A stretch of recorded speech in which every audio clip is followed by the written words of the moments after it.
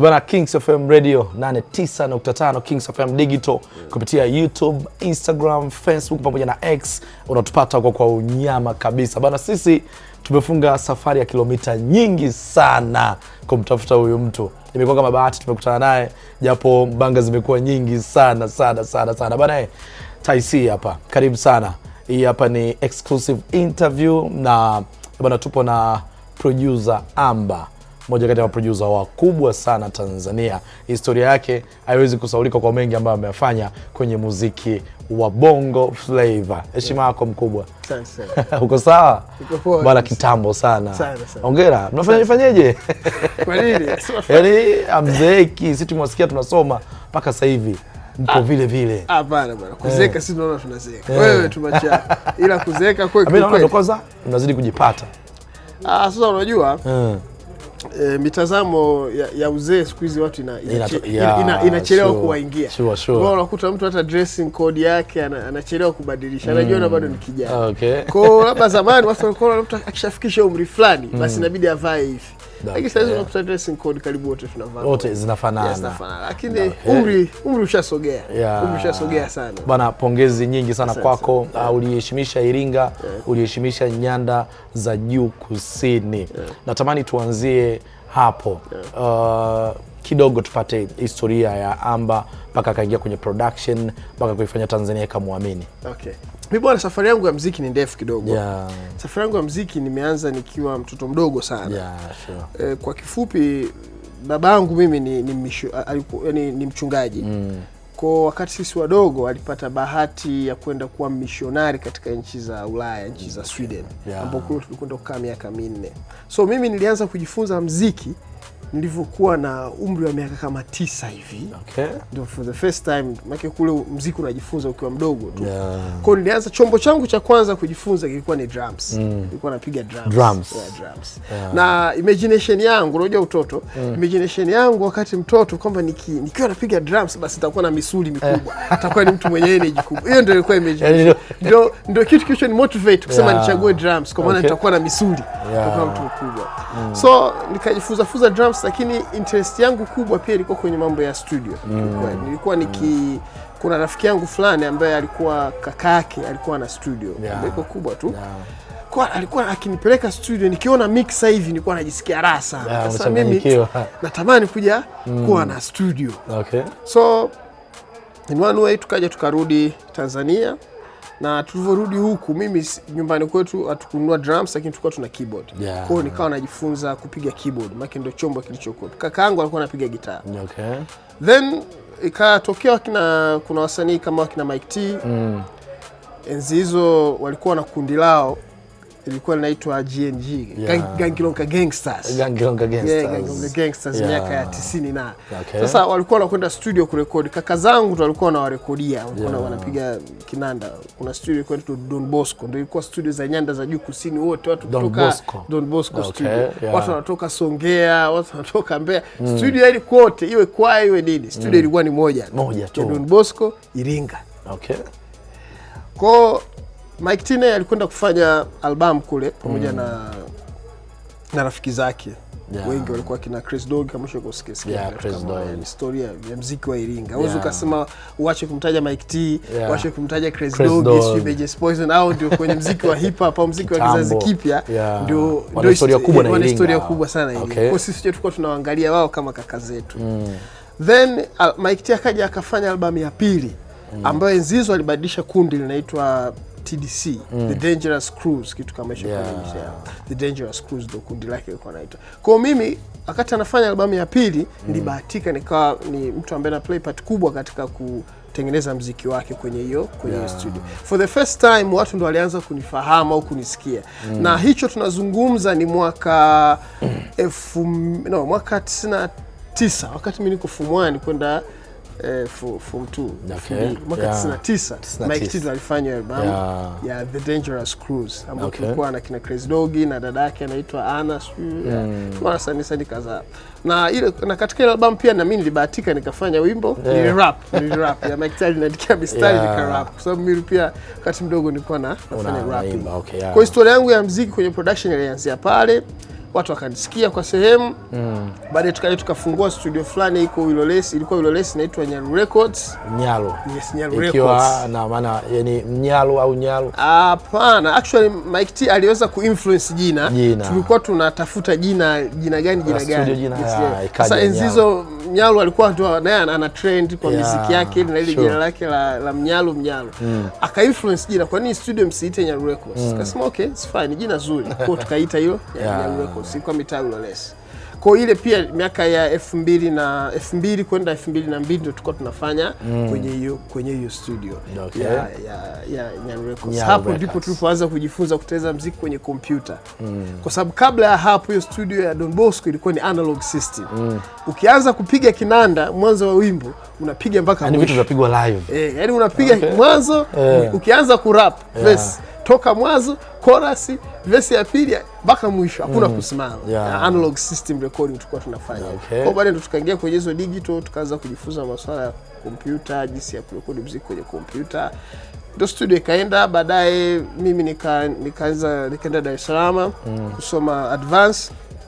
Nikawa kwenye studio moja ya Serious Records ambapo tulikuwa na kina Effecta na kina Makochari. Nimefanya pale miaka kadhaa, mwaka 2003 kwenda 2005 nimefanya pale Serious Records. Wakati pia nasoma advance form 5 na form 6 nilikuwa nasoma St. Anthony. Then nikaja nikafungua studio Iringa inaitwa Amba Records. Kwa Amba Records hiyo sasa miaka 2007 ndio tulifungua. Lakini ilianza kusikika sana 2009. Ilianza Amba au AB's Records au Amba Records? AB Records hivyo. AB Records ambao tulikuwa mimi Amba na jamangu anaitwa Ben ambaye ni mchungaji ngeli, tulikuwa tumechanga tukaoda hiyo studio AB Records. Lakini kwa bahati nzuri yeye alikuwa na mambo mengi kidogo, mimi ndio nikawa nimeconcentrate zaidi kwenye studio, ndio maana watu wakawa wanaifahamu kama Amba Records. Kwa hiyo ndo ambayo ilitoa nyimbo nyingi ambazo sasa nyinyi mkaja mkazisikia za kina Roho Saba, kina Sema Chozi na wasanii wengine. Hiyo sasa ni 2009. So in short that's my history. Tulianza kipindi ambacho media hazipo kabisa. Mkoa. Ngoma zinapigwa wapi sasa ambazo mnafanya? Unajua muziki kwetu sisi yani tulikuwa tunaufanya kama passion yetu ya ndani. Haikuwa sana kwa ajili ya kusikika kufika mbali. Tulikuwa tuna kitu ndani, yani tuna muziki huko ndani. Tunatamani tuutoe. Tunapenda utoke. Wakati mwingine hatufikiri kwamba uwafikie maelfu au mamia. Yani utoke tu, hata si wenyewe tusikie. Kwa mfano, nitakupa tu mfano. Mimi nakumbuka kuna kipindi nyumbani tulikuwa tunarekodia kwenye radio, zile tape record za kawaida kabisa. Ambapo unapiga kinanda hapa, mtu anaimba kwa pembeni, tape recorder iko pale ina rekodi. Haina quality nzuri sana, lakini tulikuwa tuna passion angalau tukijisikia sauti zetu zinatokaje. Kwa haikuwa kwa ajili ya kusikika mbali. Kwa wala hilo swala letu yani haikuwa kwenye hoja yetu, hata kufikiria kwamba kuna radio tulikuwa tujafikiria. Kwa tulikuwa tunafanya tu muziki kwa tunaupenda. Kuna kitu ndani tunataka kitoke. Anyway, Amba baadaye jina likaja kawa kubwa sana, tukapata watu wengi Tanzania. Iringa ikaaminika kwamba bwana mtu anaweza akasafiri akatoka mkoa mwingine na kuja kufanya muziki Iringa. Nataka tubaki hapo kwenye media wakati zimekuja. Yani iliongeza nini kwenye kazi zenu? Media zilichangia sana kwa kututambulisha, lakini pia kutupa hamasa na kutupa changamoto pia. Kwa sababu unavyopeleka kazi yako media and then haina ubora kulinganisha na kazi zingine, wanakuambia bwana hii kazi yako sauti yake iko chini au kitu fulani kiko chini, hebu nenda karekebishe 1 2 3 4. Kwa hiyo ilitupa challenge, tukajifunza kufanya muziki ulio bora zaidi, lakini pia ilitupa hamasa baada ya kuona watu wanazipokea kazi zetu. Sawa, AB's Records ikatoa wasanii wengi kutoka Iringa. Msanii yupi ambaye kutoka Iringa alikuwa ni msanii wako wa kwanza kumrekodia? Tuachane sasa kwa Don Bosco. Baadaye wakati tumesha move na AB's Records. Kuna msanii mmoja alikuwa anatoka Ipogoro. Anaitwa Chilubi. Chilubi. Nakumbuka alikuja for the first time, alikuwa msanii wa kwanza kurekodi pale, akatupa 30,000. Zizo. Bei yetu kwa rekodi tulikuwa tunapiga wimbo mmoja 35. Negotiate 30 mambo. Tukafanya wimbo. Ndio msanii wangu wa kwanza kumrekodia pale. Na Chilobi baadaye alikuja kuwa pia ni msanii wangu ambao nimefanya naye kazi nyingi sana baadaye. Kwa ni msanii hadi leo hii huwa ananitafuta wakati fulani ananicheka na kusaidia na nini. Kwa miaka hiyo sasa ni 2007 sasa hiyo tumefanya na kina Chilobi. Okay. Tulifanyeje kuwaaminisha watu watoke mikoa mingine, Mwanza, Dar es Salaam, sijui wapi waje kurekodi Iringa, kitu ambacho sasa hivi ni nadra kukiona? Kitu cha kwanza hapa niseme ni media. Media kiukweli zili support kwa asilimia kubwa sana kunipa uwanja au platform ya kusikika na kuaminika. Radio za Mwanza, radio za hapa Iringa zilikuwa zinapiga nyimbo zetu, zina promote nyimbo zetu. Kiukweli zilikuwa zina mchango mkubwa sana wa kuwaaminisha. Mimi siwezi nikasema kwamba sawa tulikuwa tuna kazi ambazo ni bora, lakini kuwa na kazi bora bila kuwa na media ambayo inawaaminisha watu, kwa sababu media ndio yenye nguvu ya kuaminisha watu kwamba hiki kitu bwana kitu bora. Mtu akipiga wimbo ambao labda amerekodi Amba, hapo anapiga wimbo ambao amerekodi P5, amerekodi Master J, kidogo inakuweka kwenye uwanja mmoja. Kwa watu wanaanza kuona mbona hii kazi nzuri, lakini media ndio ilifanya hicho kitu. Bila media kiukweli mimi siwezi nikasema kwamba ningeweza kusikika kiasi hicho au ningeweza kuaminika kiasi hicho. Kwa watu wa media wana mchango mkubwa sana. Kwa hiyo ilikuwa vipi ukaconnect na Kid Boy? Kid Boy tuliconnect naye, kuna wimbo tunilifanya unaitwa Weni Wangu wa Yaki pamoja na Farida. Na Farida ni mtu wa Mwanza. Kwa kipindi kile tulivyofanya ule wimbo, Farida akaenda nao Mwanza, akasikilizisha Kid Boy, aka appreciate, akasema kazi bwana nzuri sana, huyu jamaa yuko wapi? Yeye mwenyewe Kid Boy ndo akanitafuta akasema sasa unafanya kazi zako nzuri sana, ndio pale connection ilipoanza. Kwa hiyo tuunganisha na watu wa Mwanza ni Farida. And then marehemu D7 nafikiri D7 alisikia wimbo wa Weni Wangu kwenye kipindi cha Kid Boy. Akasema wimbo nautaka niwe nacheza kwenye kipindi chake kile cha jioni kile. Then hapo ndipo uwanja ulipoanza kusikika. Kazi. Mimi hata redio za Dar zilianza kunisikia kupitia redio za Mwanza. Hapo Amba alianza kusikika Mwanza kabla ya Dar. Hapo kipindi hiyo media za Mwanza zina nguvu. Media za Mwanza zilikuwa zina nguvu sana.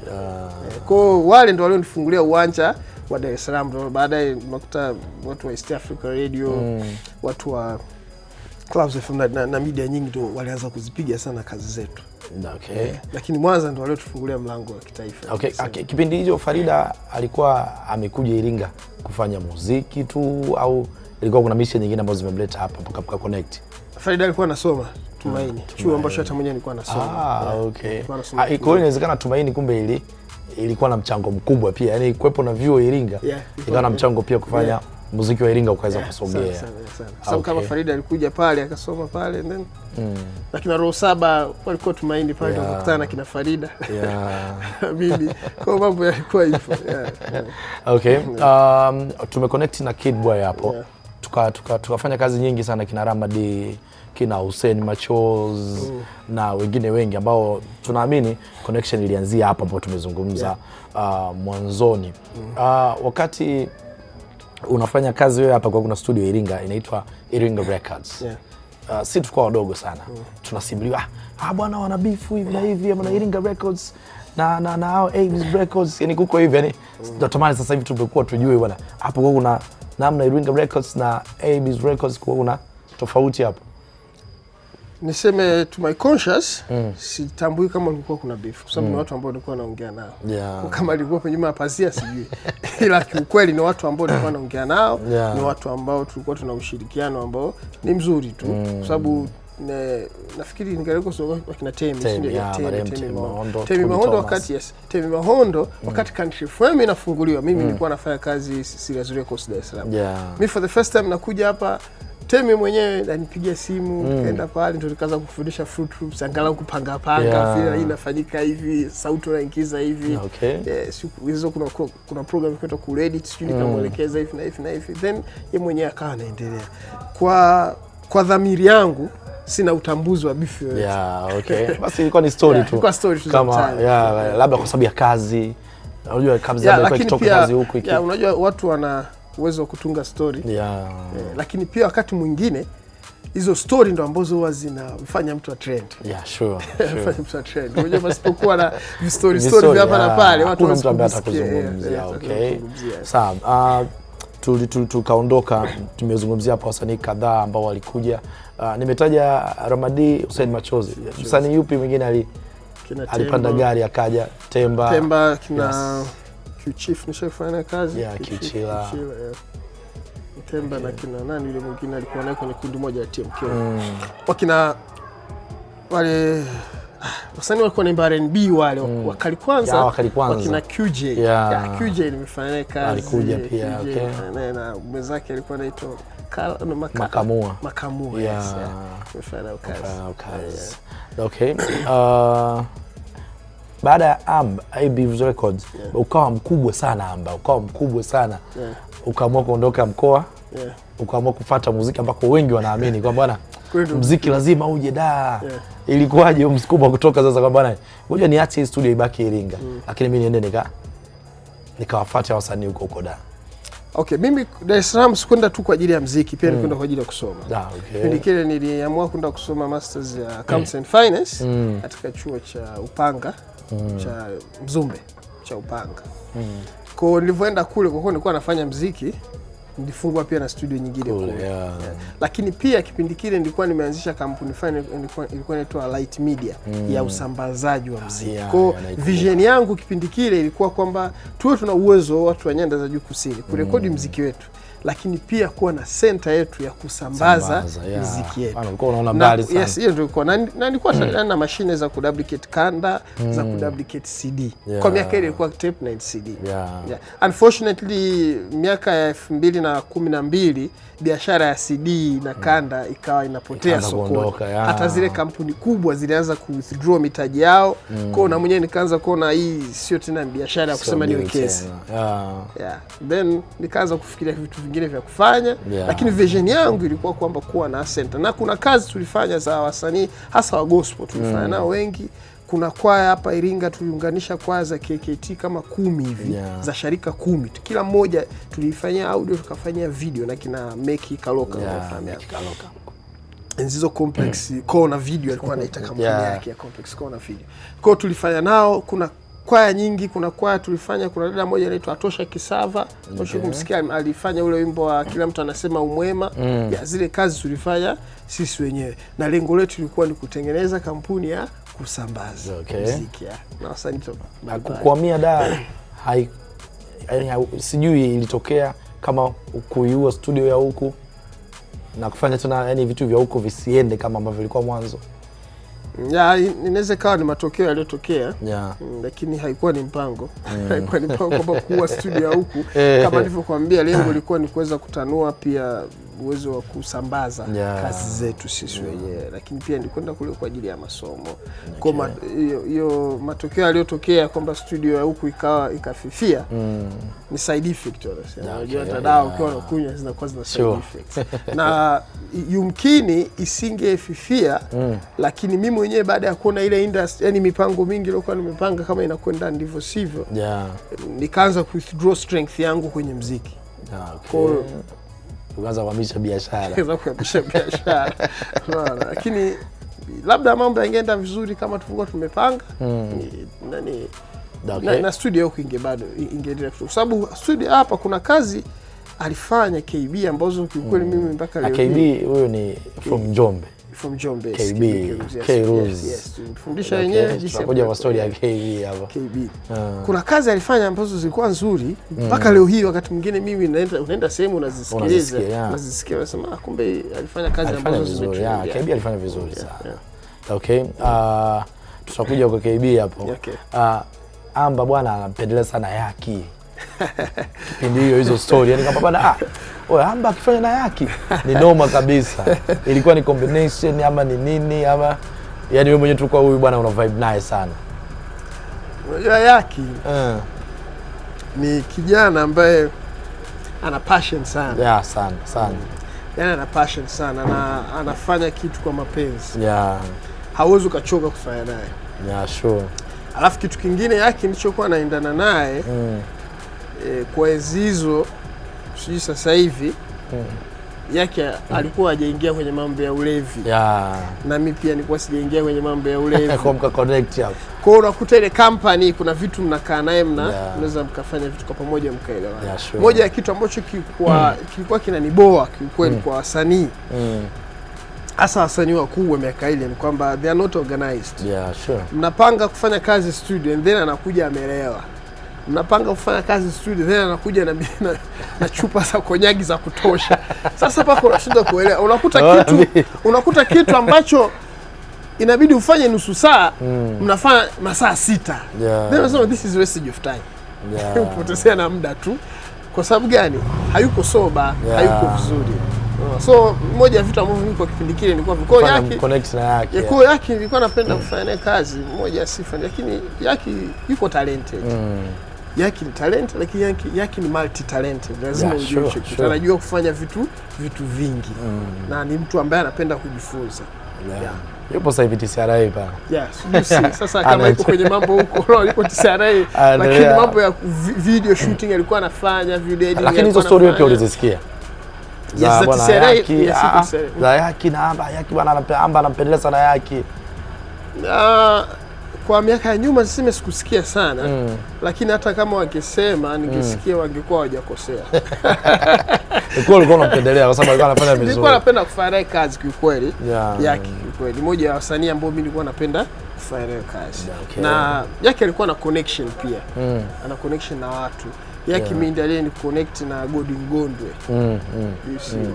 Kwa ni mtu ambaye tulikuwa tuna share interest, lakini pia tulikuwa unajua mtu anakuwa na faida kwako na wewe uko na faida kwake. KB tulikutana naye vipi? KB anatoka Njombe, wewe upo Iringa na hapo umeshakuwa mkubwa. Yani kwa hiyo wewe wapi ni hivyo unakutana na kijana kutoka Njombe na kumkabidhi studio. Kwa sababu kiukweli hiyo naamini itakuwa ilishangaza watu wengi sana. Yani KB, Keruzi kutoka wapi? Yani vile kwa sababu watu waliamini kwa sababu kuna maproducer wengi mkoani hapa. Ungewaachia studio. If I'm not mistaken lakini yeye mwenyewe kwa siku nyingine atanikosoa kama akisikia. Nafikiri KB mara ya kwanza alikuja kwangu kama msanii kurekodi. Alikuja kwangu kurekodi tu kawaida kama msanii mwingine. Alikuwa nafikiri wimbo wa kwanza, wimbo wa pili, nafikiri alikuwa naimba. Then moja ya kitu KB alichokuwa nacho, mimi nilichompendea KB alikuwa na discipline. Sana. Yani ana discipline ya kumsikiliza mtu. KB alikuwa na heshima. Sana. Ya kukuheshimu mtu. Unaona? Then ye mwenyewe baadaye alionyesha interest ya kutaka kujifunza mambo ya music production kabla mimi sijahamia Dar es Salaam. Kwa nilianza kumfundisha kidogo. Kitu cha kwanza KB nafikiri alikuja kwangu anataka kujifunza kinanda. Kwa nilianza kumpa tips za jinsi gani ya kupiga kinanda, then akajifunza. Then tukawa tunashinda naye pale studio. Kiukweli KB mimi nilichompendea ni discipline na heshima. Maybe KB anaweza kawa not the most talented kwa miaka ile hapa Iringa. Kuna watu walikuwa na vipaji zaidi ya kwake, lakini KB alikuwa na discipline. KB alikuwa na heshima. Ni mtu ambaye nilikuwa unajua ukiongea naye mnaweza mkapanga kitu kikaeleweka, lakini pia akakuheshimu unavyoongea naye. Unajua discipline kitu cha msingi sana. Maana unakuta mtu mwingine anaweza kawa na talent, lakini kwa kuwa amelack discipline akashindwa kufika mbali. Kwa discipline kitu cha msingi na kitu ambacho mimi nakiheshimu. Kwa KB hiyo ndio exceptionalist yake, discipline na heshima. Ukaona bana, ngoja wewe mtu baki nayo bana. Okay, sawa. Kuna na kukumbusha, sijui kama utakuwa unakumbuka, kuna biti ya Tatubila, kuna biti ya Vumilia ya Nemo. Tatubila amefanya Majani, Vumilia amefanya Manwater, na Kikao cha Family kama sikosei ya Ramadi umeifanya wewe.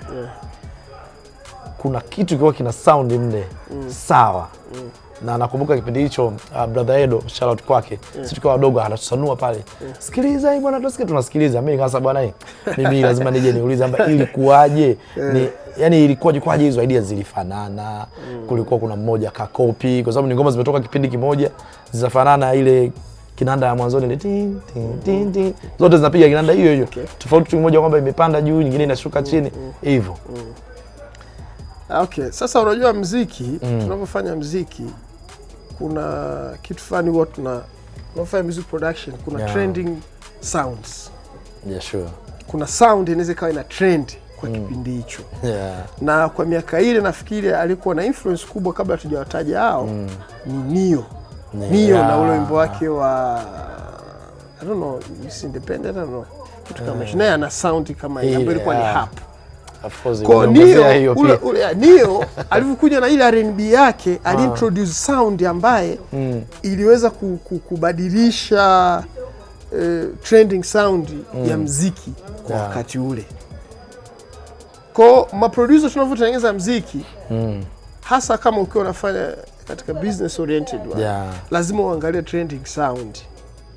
Kwa mimi niliangalia trending sound, nilipenda ile hap, nikapiga hap. Inawezekana Majani naye aliangalia trending sana akapiga hap.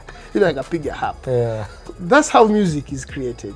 Okay. Hauwezi ukasema wewe unapiga kitu cha kwa siku zote kuna trending sound. Kwa sababu hata ma DJ mnavyopiga muziki huwa mnaangalia wimbo huu unafanana na upi ili hauwezi ukasema upige wimbo huu tena unakuja mwingine huko tofauti, mwingine huko tofauti. No, you can't do that. Hata watu wa picha, wa video, kuna trending color, jinsi ya kuseti rangi ya kipindi fulani. Kwa mfano ukimwangalia labda kipindi kile Tanzania, Adam Juma anaanza kutoa video, kuna trending color fulani alitengeneza. Kila mtu anataka atengeneze video iwe na rangi kama zile. Okay. That's how we do art. Ndivyo sanaa inavyofanyika. Kwa sio kwa maana ya kwamba ilikuwa imefanana. Sijajua kama ilikuwa imefanana sana. Mimi sioni kama ilikuwa imefanana kiasi cha kusema kwamba huyu alimuiga huyu. Ila nafikiri tulikuwa tunatembea na trending sound ya kipindi hicho. Kwa wewe mwenyewe ukisikia unaona kuna namna zina? Ni trending sound. Nafikiri wote tulitumia hap katika hizo. Hap ni kisauti fulani. Kina sound kama piano lakini sio piano. Ni sound ya nyuzi tu kama gitaa fulani lakini sio gitaa. Okay. Ni kweli tulifanya album ya Ramadi na Hussein Machozi full yani zote. Abyss Records. Tulifanya. Okay. Na hii itokea kukuamini ni mtu aliconnect au wao tu waliona bwana mshikaji ana sound huyu, ngoja tumtafute. Ramadi unajua kuna kipindi alikujaga kwenye show alikuwa na show fulani na kina Joe Makinya hapa Iringa mjini. Ramadi ndo alinitafuta kipindi kile, ndo tukafanya wimbo Kikao cha Family. Kikao cha Family ilivyofanya vizuri, Ramadi akafunga safari, akataka kufanya album, tukafanya na album ya kwanza. Hussein Machozi alipata connection na Kid Boy, msanii wa Kid Boy. Kwa Hussein Machozi naye kufanya album aliona aje. Tulikaa naye hapa karibu mwezi. Album ya kwanza nafikiri na ya pili Hussein nimefanya naye nyimbo nyingi sana. Mshike bega umpenda, utaipenda, afu shangwe na nyingine nyingi. Bwana, kuna story mimi nishaisikiaga. Sasa sijui utanisaidisha kama kweli. Kwa bwana usijaribu ile ya AY. Amba pia alianza kuifanya. Okay, usijaribu ya AY. Ile beat actually ilifanyika na Ogopa DJs. Usijaribu AY, mimi nilichokifanya ni vocal recording. Tulikuwa na kina AY, tulikuwa na yule msanii wa kike. Actually studio siku alikuwa na yule msanii wa kike Amani wa Kenya yule tulikuwa naye, na hata chorus kuna sauti nyingi sana aliingiza Amani. Ile mimi nyimbo sikufanya mix. Sasa nilifanya audio recording na nini na kushare ideas ya sauti kae hivi, sauti kae hivi, sauti. Kumbe sasa hii kuna mkono wako. Some sort of art. Maana hata AY unafikiri unasema amentaja kwa ile beat la Hamba sio kwa mkono wa Hamba nafikia mkono. Kuna vitu naso. Ile kazi alikuwa Amani, alikuwa Fid Q wakati tunafanya hiyo kazi na sauti yake. Na Fid Q sauti yake mwisho. Nafikiri sauti labda zamani kama walizitoa lakini Amani ilifanya. Yupo una sauti ya kike mbele. Basi ni Amani wa Kenya. Sawa bwana, kumbe tupo sahihi. Bwana huyu hapa ni producer Amba, tuko naye hapa. Sisi tumefunga safari kutoka Njombe, Tanzania kuja kufuata madini haya ambayo tutakuletea hapa Kings FM Radio, Kings FM Digital na naamini kuna vitu vingi sana vya kujifunza kutokea kwake. Wasanii wa mkoa wa Iringa ukimtoa Yaki Yaki ni mtu ambaye alikuja of course kutoka town kaja, lakini akaleta mapinduzi yake na akawakimbiza na vijana wa Iringa. Wasanii wa Iringa ambao ulikuwa unaenjoy naye sana kufanya naye kazi. Okay. Kulikuwa kuna Huyu nani Ibra kabla hajaanza Nation haipo kipindi kabla Nation hapo ni Ibra tumefanya kazi, alikuwa ni msanii ambaye ni mzuri. Msanii mwingine ambaye actually siku expect ni msanii Roho Saba. Roho Saba mimi siku zote waga anasema Roho Saba kiukweli ni mmoja wa wasanii ambao mimi personally nilikuwa simkubali. Roho Saba uko mkubali? Nilikuwa simkubali. Yaani wanasema kabisa personally mwanzoni nilikuwa simkubali. Kwa nini? Sijajua kwa nini. Unajua Roho Saba ana tone ya tofauti na ana utunzi wa tofauti. Okay. Kwa nafikiri labda ule upya kwangu mimi ulikuwa ni upya kweli. Yaani mpaka akasema jamaa mbona sio mbaya lakini hakunishtua kiukweli. Yaani tone yake ilikuwa ni kitu ambacho hukuwahi kukisikia. Yaani unajua ana sauti ya tofauti na uandishi wake ana uandishi wa tofauti sana. Kwa mimi kiukweli hakunishtua sana. Sasa nilikuwa naona kama mtu wa kawaida sana. Lakini Meki Kaloka alikuwa anamkubali sana Roho Saba. Actually Meki ndiye aliniaminisha sana Roho Saba. Na mtu wa pili aliyeniaminisha Roho Saba ni media kiukweli. Kwa sababu media sina nguvu. Media baada ya kupokea watu walivyompokea Roho Saba. Na mimi nikaanza kusema hebu kwanza nimsikize Roho Saba ikoje? Ndio naanza sana naanza kusikiza tungo zake kwa umakini. Naanza kusikiza flow yake. Nasema this is huyu bwana msanii. Kuna kitu hapa. Kuna kitu. Lakini kwa kiukweli watu wa media ndio waliochangia sana katika kuniaminisha Roho Saba. Na mwenyewe nikaanza kumchunguza, lakini kweli ni msanii ambao watu tofauti kama watu. Na Roho Saba ngoma zake mpaka leo nadhani katika ngoma ambazo mfanya production zinaishi sana ni ngoma za Roho Saba. Roho Saba yuko wapi? Roho Saba ni mwanajeshi. Yuko nyadhifa alionayo na kazi alionayo. Ana exposure kubwa tena. Anaweza kufanya hivyo. Misi yule bwana yani, lakini casually huwa anafanya. Nakumbuka kuna kilifanya alikuja Iringa, tukakutana Sunset, kuna karaoke, tukafanya live performance, nikaimba chorus, akaimba verse, tulikuwa na Farida, it was a wonderful night. Na Farida na Roho Saba walikutana kwako studio au walikuwa chuo? Okay. Na sasa hivi ni mke na mume. Ni mke na mume. Okay. Kuna sauti zinapita kwenye ngoma nyingi sana za Amba. Kwa mfano utanikumbuka Man Kichefu, sijui ni ngoma gani ya Yaki Tonight, ya Yaki, kuna ngoma ya Roho Saba. Zile sauti ni wewe yule. Tonight ya kwangu, sauti ya kwangu mimi. Utanikumbuka ya kwangu mimi. Nyimbo ya Roho Saba ile ya nakupenda hip hop ile ni Farida. Ni Farida yule analalamika. Na kuna ile nyimbo nyingine ya Roho Saba pia na sauti fulani ya kike kama kike hivi. Penzi Pazi aje. Penzi Pazi aje. Ile ule wimbo aliyeimba ile chorus ni jamaa mmoja anaitwa Katibu nafikiri kama hicho. Alikuwa anasoma Mkwawa. Anaimba yule sio mwanamke. Sio mwanamke, ni mwanaume. Katibu anaitwa Katibu kitu kama hicho. Na aliyepita mle. Aliyepita mle.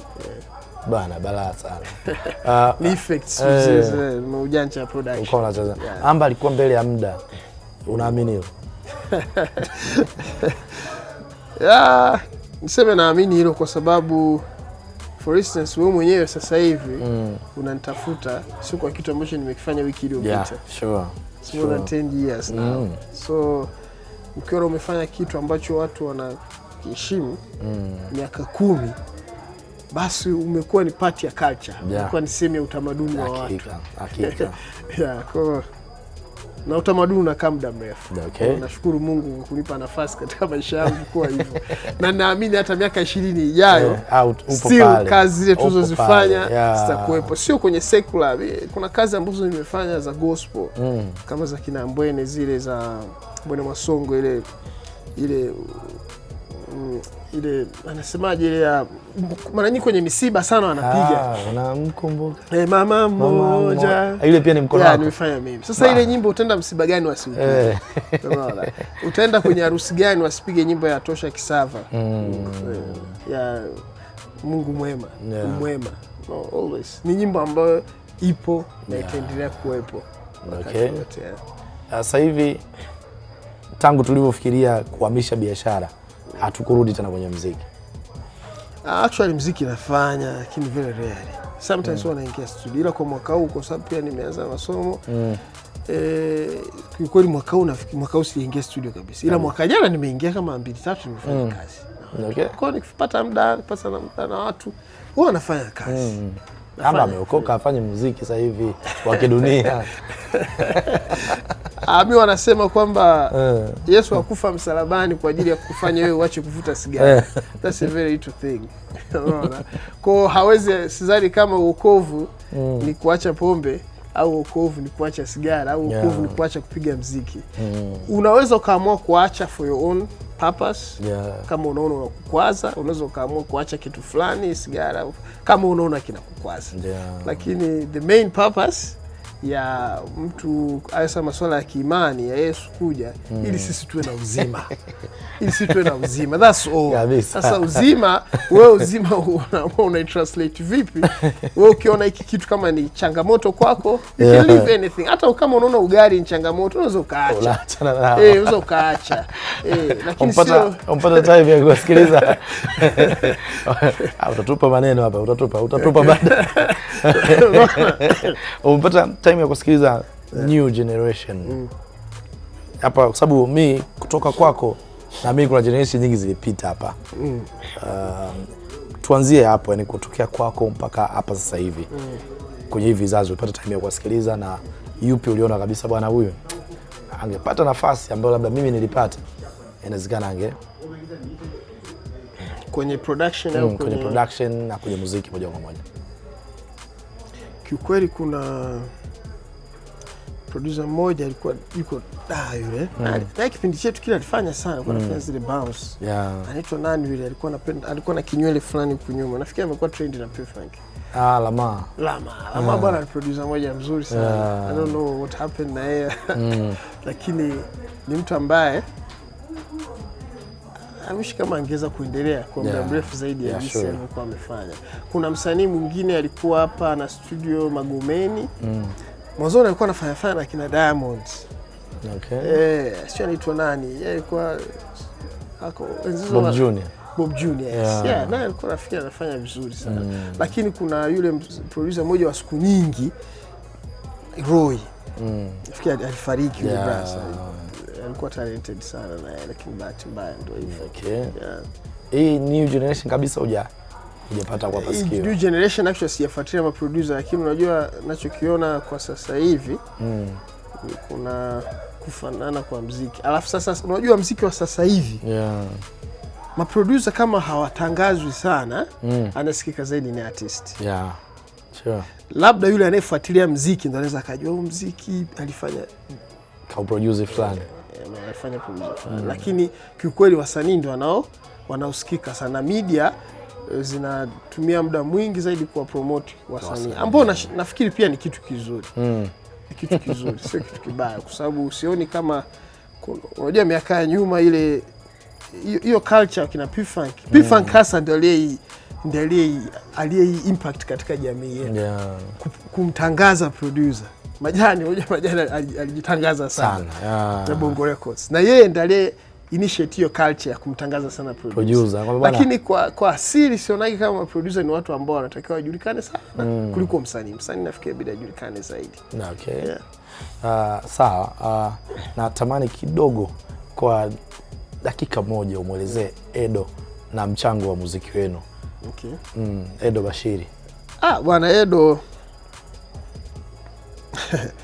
sijui kama kuna maneno ya kutosha ya kueleza, lakini kama kwa kuwa ni nafasi ya kusema tutasema, lakini ya maneno tunayosema yanaweza sitoshe sana kueleza mchango wake. Ni mtu ambaye alikuwa na mapenzi na wasanii na maproducer wa nyanda za juu kusini, kwa kuwaonya, kwa kuzitangaza kazi zao. Kiukweli ametupa nafasi kubwa sana. Na pia radio yake ile ya Ibon ilikuwa ni radio ambayo ina frequency same tofauti.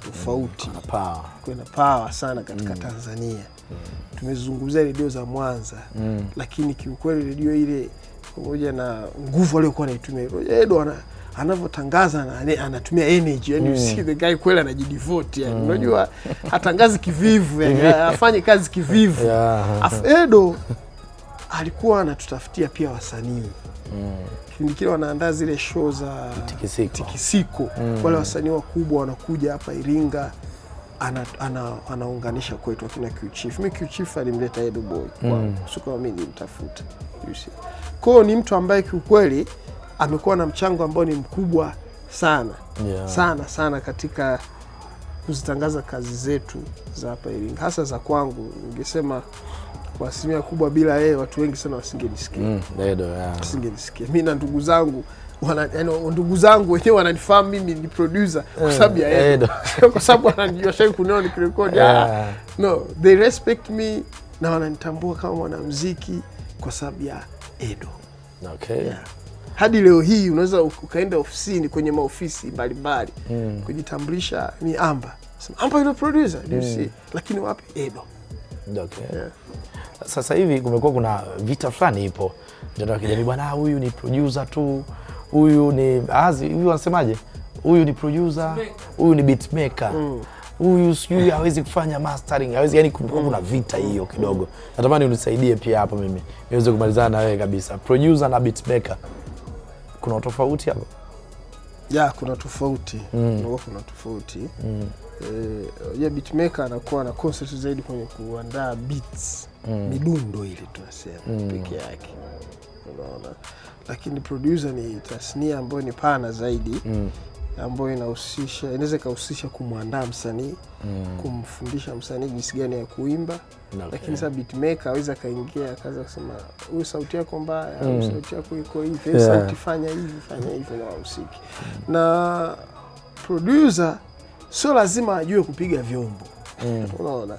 Beat maker lazima sound zile ajue kupiga vyombo. Lakini producer anaweza asijue kupiga vyombo, lakini akawa na muziki ndani mwake kwa ujumla wake, huu muziki. Yaani producer anayemtengeneza msanii. Anayemtengeneza msanii. Lakini beat maker anabeza zaidi kwenye midundo. Mastering, kwa mfano umezungumza kitu cha mastering. Mastering ni part ya kufinalize muziki. Na sio kila producer ana uwezo wa kufanya mastering. Na sio kila producer ana uwezo wa kufanya mixing.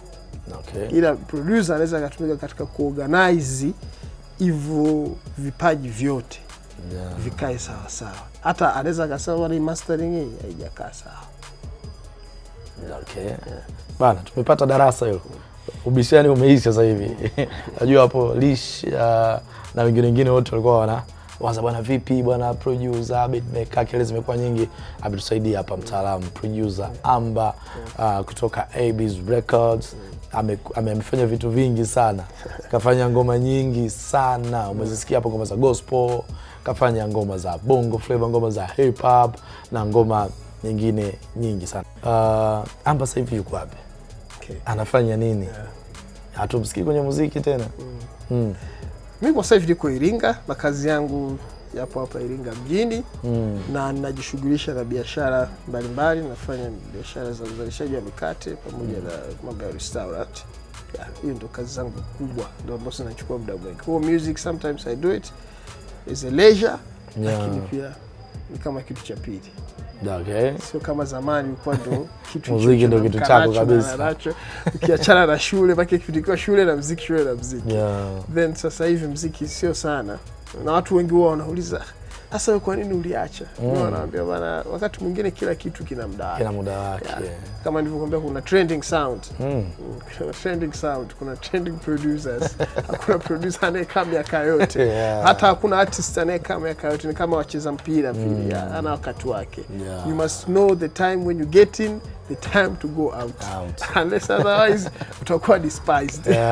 Watu watakudharau. Kwanza kwa vipi tena? Nafanya vyote hivi muziki. Na moja ya kitu ambacho actually mimi nilifika sehemu nilianza ku appreciate new talents. Ni kweli unaweza kuona huyu dogo yuko vizuri, dogo yuko vizuri. Unaweza kuona pale mwanzo tulikuwa naanza mazungumzo yetu muda fulani. Tulikuwa tunazungumzia Hacks ni multi talented, anatengeza beats vizuri. I don't know what happened to that guy, lakini mimi kwa kweli kwa beats chache ambazo nimezisikia kutoka kwake, inawezekana zijafika hata 5, lakini zile ambazo nimezisikia nilikuwa nasema huyu ana kitu cha pekee sana. Okay. Sawa, vijana wa sasa hivi na natamani kidogo tu hapo neno kidogo. Vijana sasa hivi akiingia kwenye muziki anakomana muziki yuko pale, yani yeye na muziki. Kuna namna anaweza kufanya mtu hiyo production au muziki lakini akafanya na mishe nyingine. Inawezekana kabisa, na nashauri mtu kama bado muziki haujamkeep busy au hujaanza kumuingizia kipato kikubwa sana, anaweza kafanya hivyo na anatakiwa afanye hivyo, asitegemee muziki 100%. Kwa sababu muziki ni moja ya tasnia ambayo wanaoanza ni wengi, lakini njia yake ya kule juu ni kama tunasema elimu ya zamani. Mtu wengi tunaanza kusoma shule ya msingi lakini chuo kikuu ni kimoja tu. Unaona? Kwa muziki huko hivyo unaenda hivi. Unaenda hivi. Kule jinsi mnazidi kwenda kule mnazidi kubaki wachache. So in most cases hautengenezi, hasa kwa muziki huo wa Tanzania mpaka sasa hivi ninachojua bado hujatengeneza fursa, uwanja mpana wa kuwa na top artists ambao ni wengi. Nchi zingine ambazo zimeendelea wanafanya hivyo. Na kitu kingine, nchi hizi ambazo zinazoendelea, unajua sio watu wengi wana uwezo wa kutoa asilimia nzuri ya kipato chake kwenye entertainment. Kwa bado ni kitu ambacho kiko challenging, hasa kwenye eneo la kipato.